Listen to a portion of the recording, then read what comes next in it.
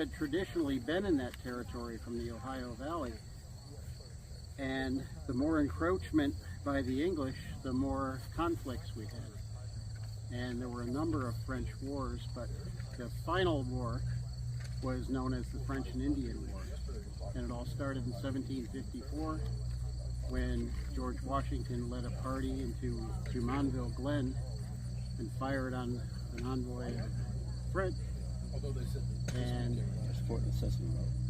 Well, it's Jumonville Glen. It's just up from Fort Necessity.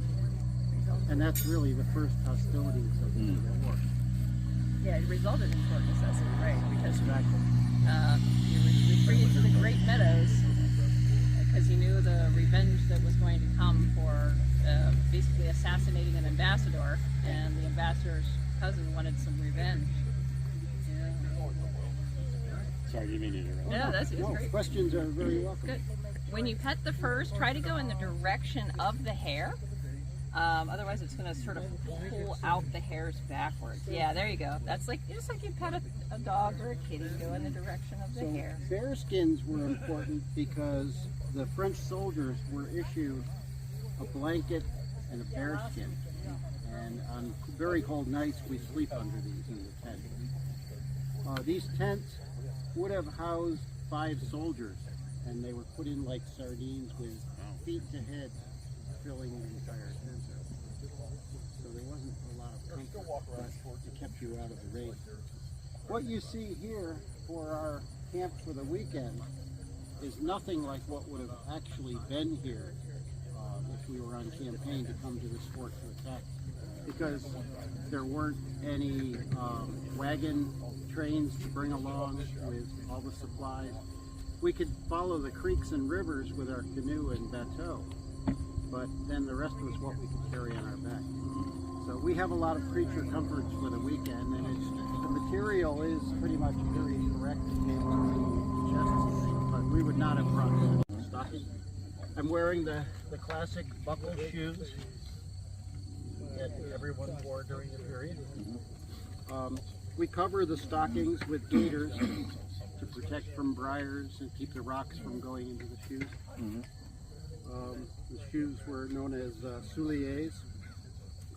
These breeches end here. They're culottes. My shirt is called a chemise.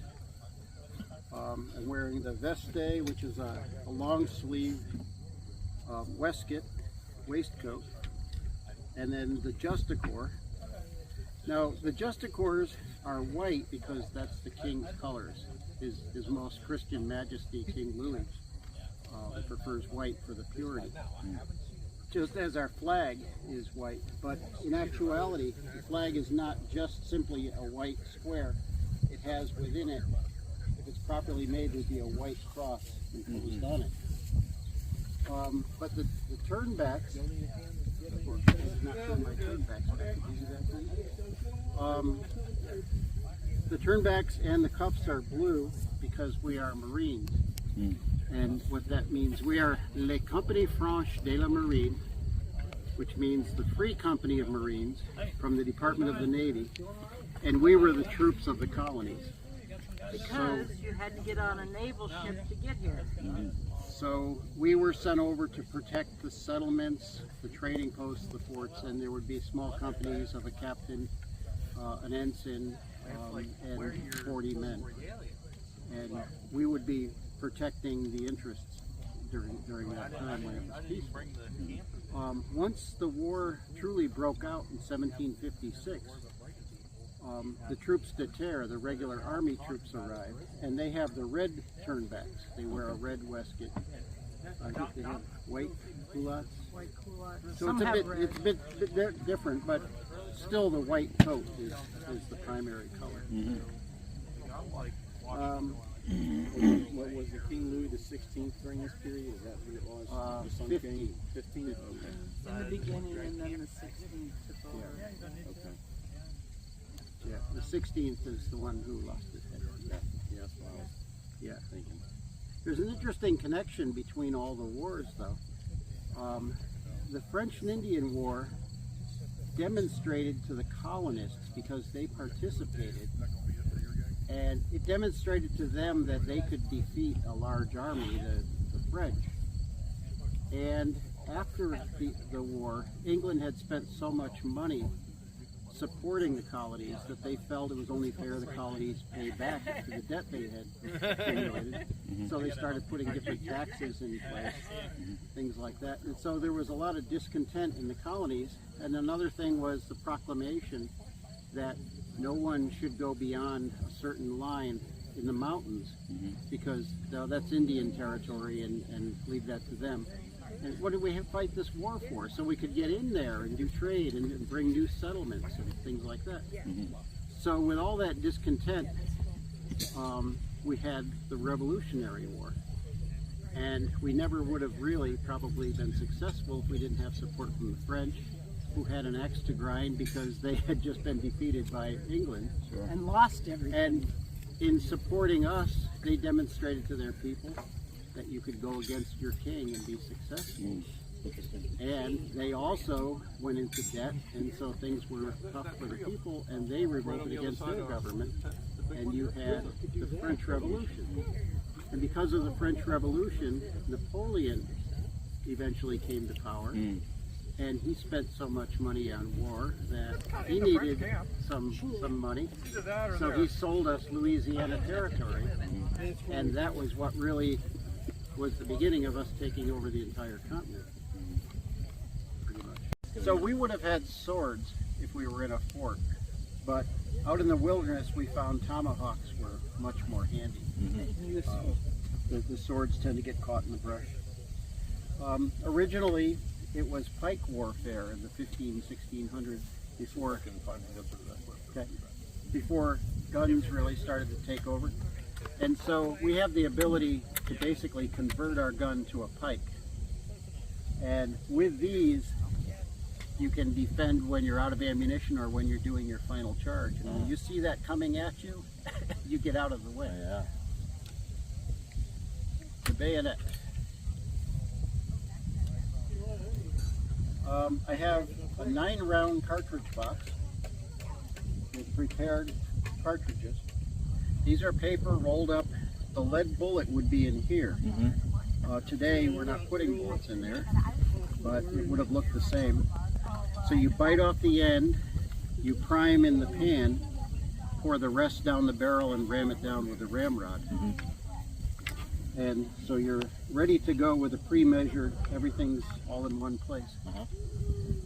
With only a 9-round, once you ran out, this little pouch had extra balls, and the other pouches had spare flints. And then we have a pulverne, the powder horn.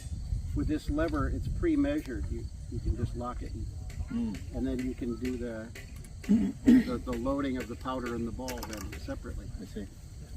But as time went on, we abandoned these, and we went to a 30-round box.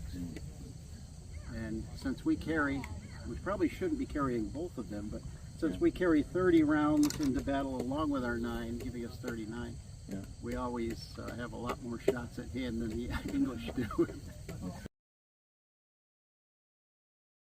Key things to remember is that everything is brought in. That there's very little that you're actually getting locally, especially as the French soldiers, any colonists, even the British, but definitely the French. Everything's imported, so you're waiting for it to get there, and the supply lines are one of the biggest issues. Plus, to some extent, there's a little bit of theft off the top of some things that are coming overseas. So when you get a shipment, it's great, and when you don't get a shipment, things get tough. And the things that are coming in, the food, the dried peas, the salted pork, has to come all the way down from northern Canada to these outposts. So there is some subsistence on hunting game, but it can't feed a lot of people. So if you think about how long it takes to get something, that can help you understand when forces aren't as strong, or when they have to leave a fort to retire further north.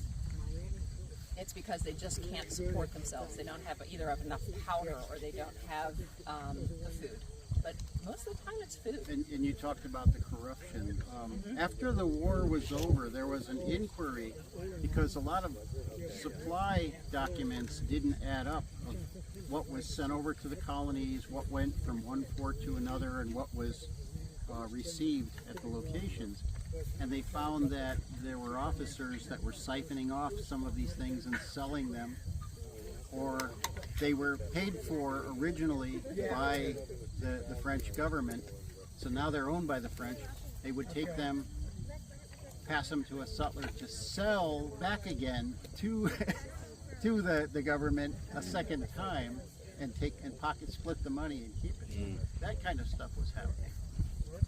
So when the war was over and everyone went back to France, some of the people ended up in jail on account of this corruption.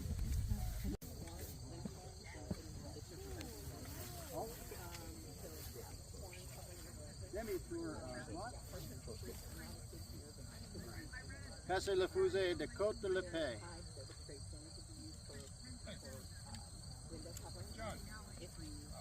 Oh, we'll fire over there, but I'm going to get close for the safety drill. Mettez la baguette dans le canon.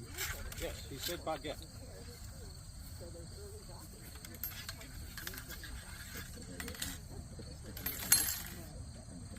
Remettez la baguette en son lieu. So when you look at a close order drill like this is no different, you know. Understand that this is the frontier, there's a lot of trees, force, the fighting, the tactics and everything are different, but the weapons, uniforms, and everything that they're wearing are elements of the trained European army. So what you're doing is you're kind of going through a manual of arms. We call it l'exercice in French, and it's essentially something that happens most every day, and one of the objectives is to, you know, have the soldiers turn out, make sure they have all of their accoutrement with them, and so you do a form of inspection, because you're also inspecting the weapons. Renversez le fusil.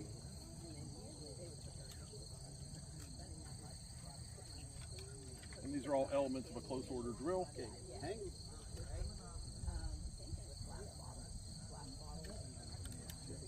Portez-vous les fusils.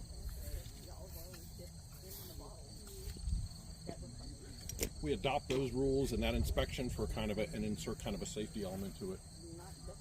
Demi-tour droite. En avant. Marche.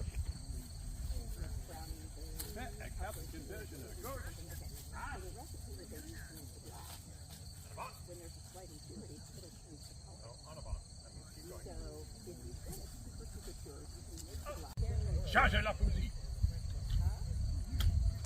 I dropped the trailer, so. Mettez la cartouche. Dans le canon. Déchirez la cartouche. Prenez la cartouche. Prenez la cartouche. Dans le canon. No bourrée.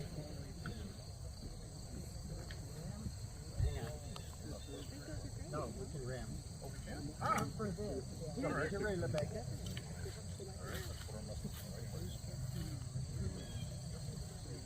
Bourrée. Tirez la baguette. Bourrée.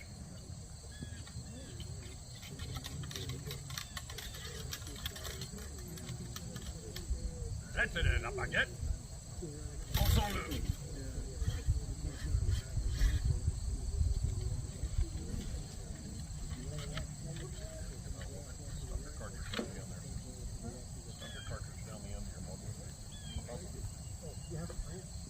Oh, it went over. It pulls back up. That's okay. Don't worry about it.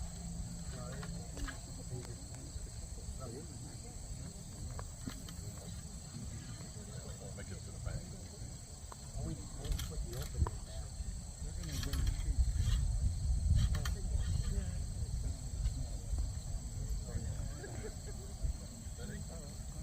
Put the acorn in it.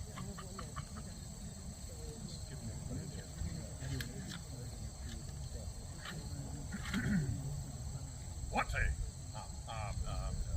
Joignez la main droite au fusil. What's it? La fusil. What le fusil? Apprêtez. En jeu. Ah! Chargez.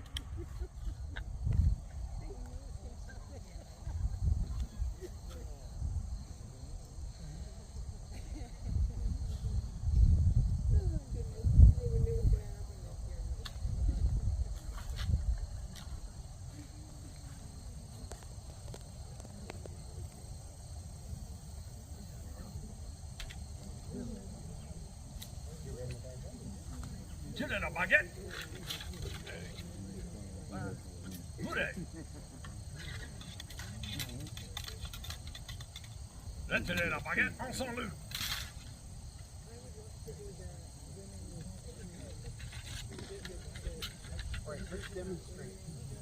Portez là, fusil. Portez.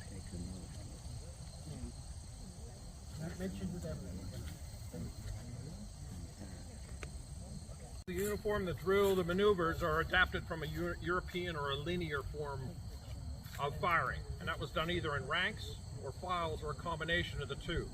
A file or a file in French and a rank. Generally, in large pitched battles, you would see 4 ranks with multiple files in some of the most extreme situations.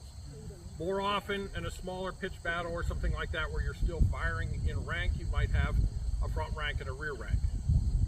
In a lot of cases, the front rank would kneel, but it's certainly not necessary. And so why do you do this? Why do you have 4 lines of people all firing this way? Well, volume of fire. It's no different than warfare in today's army, right? So if your unit that you're firing at is down that way and you actually have 3 ranks all firing as opposed to all spread out, volume of concentrated fire. And so soldiers were taught to drain and drill to be able to fire in multiple ranks. We're close together for a reason, but there's definitely a safety issue. So there was a lot of training and drilling that went on in order to do this. Understand that there's two combustions taking place, right?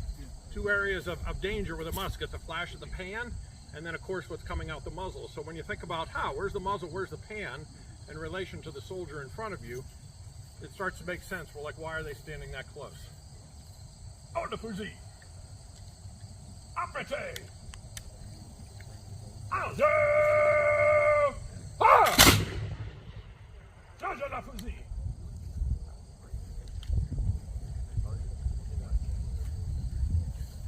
And that includes the loading procedure, being able to kind of load and fire while in those ranks.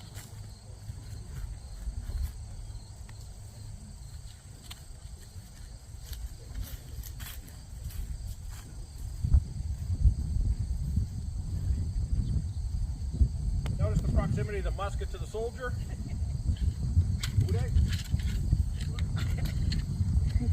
And yes, that did happen. What's the objective of this type of arrangement, linear warfare? Again, volume of fire, concentrated fire, and volume. The best troops, so the minimum training standard was 3 rounds a minute. The best troops would fire 4 rounds a minute. Why is that better?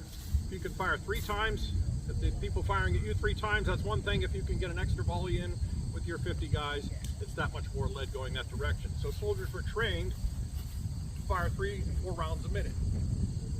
As such, people often say a flintlock's not an accurate weapon. It's a perfectly accurate weapon right up until gravity starts to take over.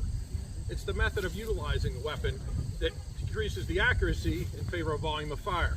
69 caliber French muskets were issued 62 to 63 caliber balls. Why? So that they can go down the barrel quickly. You fire a black powder weapon any volume of time, 8, 10, 12 times, it begins to look like the inside of the chimney in your house. And it becomes harder to load. And that decreases your volume of fire. So what's the solution to that? Give them smaller musket balls, right? Now, what that means is you have this nice smooth bore musket and the ball kind of rattling around this way and going which way or whatnot. It doesn't really matter. Because the style of warfare that this weapon is designed for is to fire at 50 people that are standing just as close and just as compressed as you are. So whether it hits the guy in this end or this end doesn't really matter, right? So you're not worried about that accuracy. Why did they stand that close? Again, simple gravity. After about 100 yards, the ball's dropping about 2.5 feet, right? Portez la fusil. Oh, le fusil. Apprete! Adieu! Ah! Ça c'est fait. Portez la petite. Ah, ouais. Allez, ah.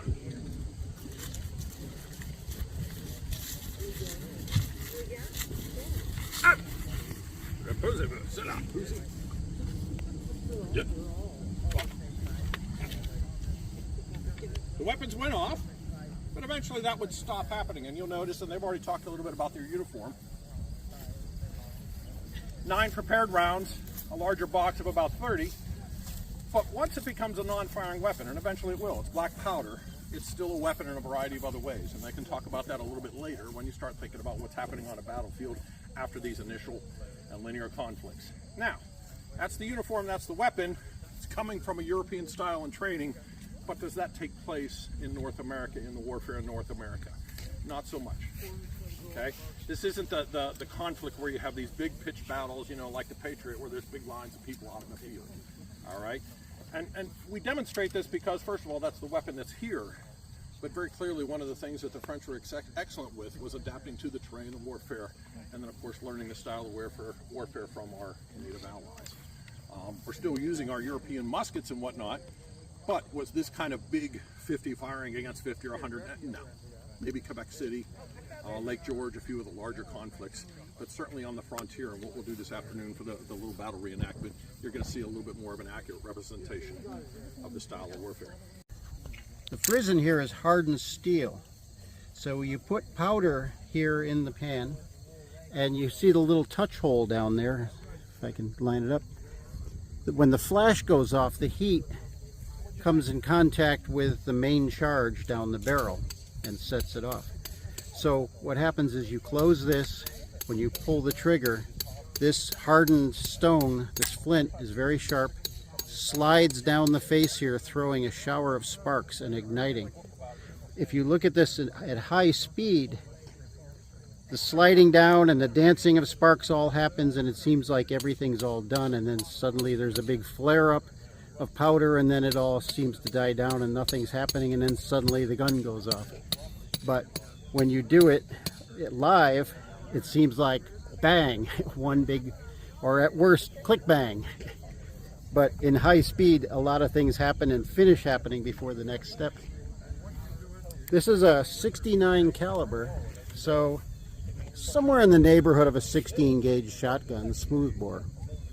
And the balls that would be in there would be a little bit smaller than 69. I think they ran about 66. So 0.66 inches. Ah!